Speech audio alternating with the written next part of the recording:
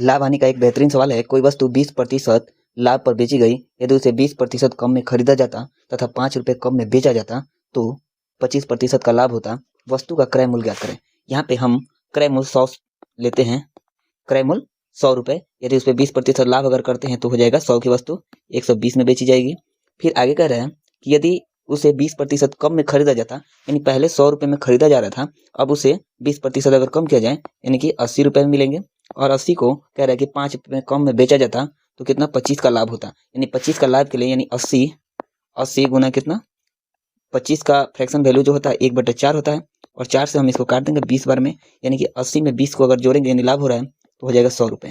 यानी कि पहले 120 में बेचा जा रहा था, अब उसको 100 रुपये में बेचा जा रहा है। यानी कितना कम हो रहा है, तो यानी यहाँ पे 20 रुपये की कमी आ रही है। और वास्तव में कितना कम हो रहा है, तो ये 5 रुपये कम हो रहा है। यानी एक पे कितना कम हो रहा है, यानी कि 5 के बट्टा 20 कर देंगे।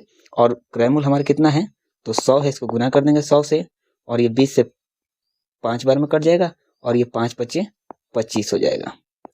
तो ये हमारा जो वास्तविक जो क्रय मूल्य था वो कितना था, तो वो वास्तविक जो क्रय मूल्य था वो 25 था। ऑप्शन जो है बी करेक्ट कर लेंगे। आशा है आप लोग को अच्छी तरह समझ आ गई होगी।